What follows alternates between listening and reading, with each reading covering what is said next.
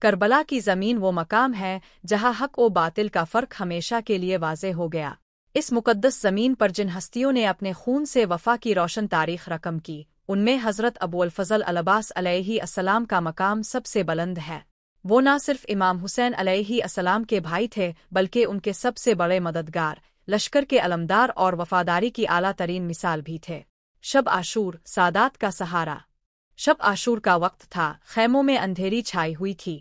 بنی ہاشم کے نوجوان، خواتین اور بچے سب حضرت عباس علیہ السلام کے گرد جمع تھے۔ سب جانتے تھے کہ کل وہ دن ہے جب قربانی کی انتہا ہو جائے گی۔ حضرت زینب سلام اللہ علیہا بار بار عباس کو دیکھتی، ان کی آنکھوں میں اپنے والد علی کی جھلک دکھائی دیتی۔ بچوں کے دل میں سکون تھا کہ چچا عباس موجود ہیں۔ امام حسین جب بچوں کو تسلی دیتے تو کہتے، عباس ہے نا، وہ تمہیں کچھ ہونے نہ دے گا۔ عباس کا وجود صرف امام کا سہارا نہ تھا، وہ سادات کے مان کی علامت تھے۔ ان کی موجودگی خیموں میں اعتماد، غیرت اور سکون کا سبب تھی۔ دشمن کے ہزاروں نیزے بھی جب عباس کی نگاہوں سے ٹکراتے تو سہم جاتے۔ دن عاشور، پانی کی تلاش۔ جب خیموں میں بچوں کی پیاس سے ہچکیاں بلند ہونے لگے، امام حسین نے عباس کو بلایا، فرمایا، بھیا عباس، میں تمہیں جنگ کے لیے نہیں بھیج رہا، بس ان بچوں کے لیے کچھ پانی لے آؤ۔ حضرت عباس کے چہرے پر عجیب سکون اور عزم تھا۔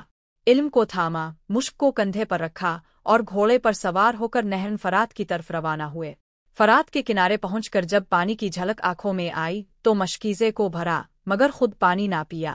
فرمایا، عباس کیسے پانی پی لے جبکہ حسین پیاسا ہے؟ یہ وفا کا ایسا معیار تھا جو قیامت تک لوگوں کو حیرت میں ڈال دے گا۔ علم کا جھک جانا۔ عباس واپس آ رہے تھے کہ دشمنوں نے چاروں طرف سے حملہ کر دیا۔ پہلے بازو کٹا، پھر دوسرا بھی۔ خون سے رنگین وجود، مشکیزے کو دندانوں میں تھامے، گھوڑے کی رفتار تیز کیے جا رہے تھے۔ ایک تیر آ کر مشک پر لگا، پانی زمین پر گرا، پھر ایک گرز آیا اور علمدار حسین زمین پر آ گرے۔ جیسے ہی علم نیچے آیا، خیموں میں زلزلہ آ گیا۔ حضرت زینب نے دوڑ کر خیمے سے باہر آسمان کی طرف دیکھا اور کہا، عباس، ہمارا مان ٹوٹ گیا۔ امام حسین، جنہوں نے کربلا کے ہر شہید کو الوداع کیا تھا، عباس کے سرہانے بیٹھ کر روتے رہے۔ خیموں کی اداسی۔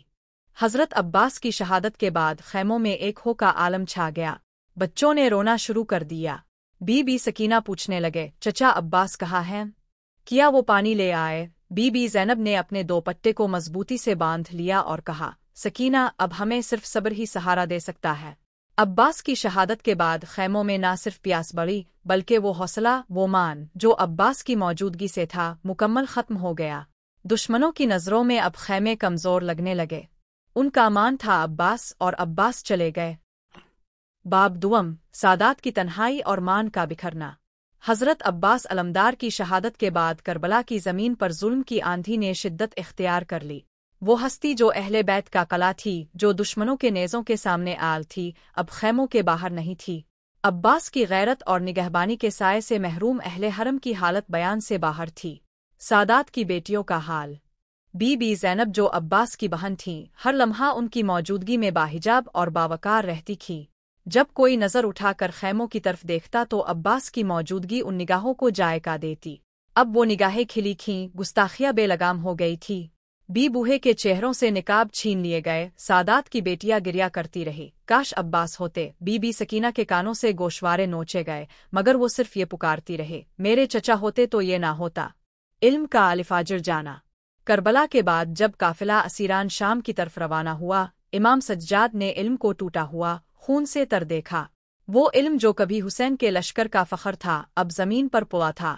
امام نے فرمایا، یہ وہ علم ہے جس نے غیرت کو بلند رکھا، مگر جب علمدار نہ رہا تو اہل بیت کا مان بھی نہ رہا۔ مدینے، کوفہ اور شام میں جب لوگوں نے بیبیوں کو بے نقاب، زخمی اور روتے ہوئے دیکھا تو بعض نے کہا، یہ وہی سادات کی بیبیاں ہیں۔ عباس کا مان کہاں گیا؟ لوگ حیرت میں تھے، مگر اہل بیت کے دل زخمی تھے۔ شام کا دربار۔ یزید کے دربار میں جب بی بی زینب کھڑی ہوئی تو نہ ساتھ عباس تھے، نہ علی اکبر، نہ قاسم متنہا، مگر باوقار کھڑی کھیں۔ ایک نگاہ یزید پر ڈالی اور فرمایا، اے یزید، سمجھ نہ لینا کہ ہم بے مان ہیں۔ ہمارا مان عباس شہید ہو گیا، مگر ہمارے حوصلے زندہ ہیں۔ اس لمحے دربار پر سکوت چھا گیا، مگر زخموں کا درد، بے حجابی کا کرب، وہ مان کی ٹوٹ پھوٹ کبھی ختم نہ ہوئی۔ مدینہ کی واپسی اور سادات کا نوحہ۔ جب قافلہ اہل حرم مدینہ واپس پہنچا تو لوگوں نے سادات کو ٹوٹے حال میں پایا۔ حضرت امام سجاد نے شہر میں داخل ہوتے ہی فرمایا، مدینے والو، اب عباس نہیں رہا جو تمہارے بچوں کو حوصلہ دیتا تھا، اب وہ مٹی کے نیچے ہے۔ مدینہ کے در و دیوار پر ماتم چھا گیا۔